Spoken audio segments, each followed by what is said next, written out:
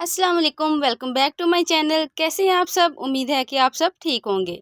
आज मैं आपके साथ दुरे फशा के एक ड्रेस का डिज़ाइन शेयर करूंगी, जिसके लिए मैंने कतान सिल्क का फैब्रिक लिया है। मटेरियल जो मैं यूज़ करूंगी वो मैं आपको साथ साथ बताती जाऊंगी। सबसे पहले मैंने एक नेकलाइन ड्रॉ करना है, जिसके लिए मैंने 6 इंच चौड़ाई और 4.5 इंच गहराई ली है। उसको मैंने एक पेपर के ऊपर ड्रॉ करने के बाद इस तरह से काट लिया और फिर उसको शर्ट के ऊपर रख कर ड्रॉ कर लिया। ड्रॉ करने के बाद दोनों साइडों पे एक एक इंच का मार्जिन रखते हुए निशान लगा लिया और इसकी लंबाई के लिए मैंने 17 इंच का निशान लगाया है। अब नीचे वाली साइड पे हम 4-4 इंच का निशान लगाते हुए टोटल 8 इंच का निशान लगा लेंगे। अब ये निशान लगाने के बाद जो हमने गले के ऊपर वाली साइड पे 2 निशान मार्क किए थे, उन निशानों को हम नीचे वाले निशानों के साथ एक लाइन ड्रॉ करके इस तरह से मिला देंगे और एक बॉक्स की शेप तैयार हो जाएगी। अब मैंने जो लाइन ड्रॉ की है उसके ऊपर मैं अपना डिज़ाइन बनाऊंगी। सबसे पहले मैंने आरी से कट बीड्स लगाए हैं और इनको इस तरह से लगाते हुए जितनी भी हमने सारी लाइन लगाई है वो लाइन कंप्लीट कर लेंगे। आप चाहे तो सिंपल नीडल के साथ भी इसको लगा सकते हैं। उसके बाद मैंने फ्लैट सीक्वेंस लिए हैं, इसके ऊपर हल्का सा डिज़ाइन बना हुआ है। आप अगर चाहें तो प्लेन भी यूज़ कर सकते हैं। मुझे ये वाले मिले थे तो मैंने यही यूज़ कर लिए। एक फ्लैट सीक्वेंस और बीड्स लगाने के बाद मैंने स्वरोसरी स्टोन लिए हैं।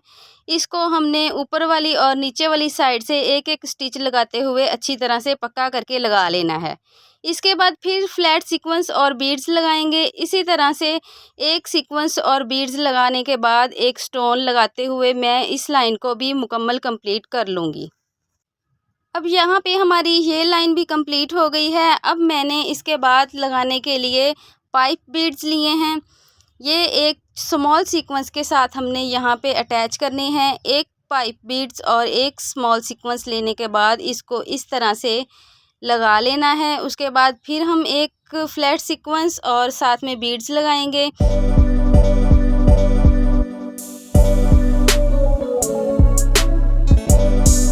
फिर इसके बाद मैंने फ्लावर सीक्वेंस लिए हैं।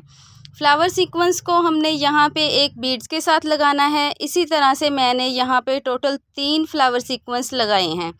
उसके बाद फिर एक फ्लैट सीक्वेंस और बीड्स लगाने के बाद फिर मैंने पाइप बीड्स लगाना है।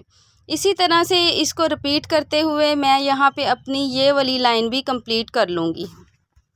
अब यहाँ तक हमारा डिज़ाइन जो है वो मुकम्मल तौर पे कंप्लीट हो चुका है।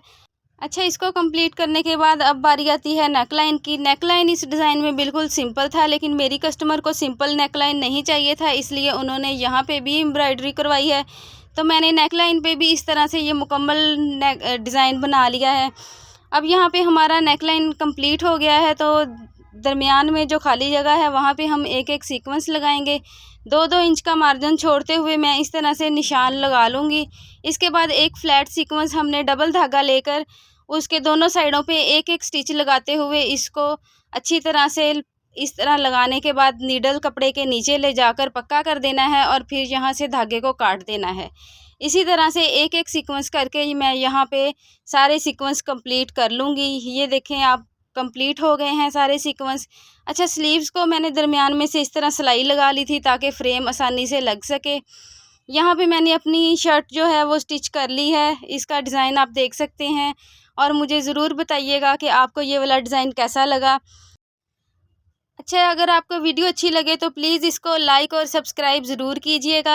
इंशाल्लाह मैं आपके लिए इसी तरह से वीडियोस बनाती रहूँगी। अच्छा, फ्रंट नेकलाइन छोटा होने की वजह से मैंने इसकी बैक साइड पे 3 इंच की पट्टी बनाई है और उसके ऊपर 2 हुक्स लगाई हैं ताकि हम इसको ईज़िली पहन सकें। अब यहाँ पे मैंने स्लीव्स भी कंप्लीट कर लिए हैं और नीचे मैंने इसके पल्टा लगाया है गोल्डन कलर का, ताकि ये थोड़ी सी ज़्यादा अच्छी लुक आए। और इसकी शर्ट और दामन पे मैंने गोल्डन टच देने के लिए पल्टा लगाया है। अब इसके ट्राउज़र पे भी मैंने इसी तरह से डिज़ाइन बनाया है और इसको स्टिच कर लिया है। यहाँ पे हमारा मुकम्मल जो ड्रेस है वो बिल्कुल तैयार है।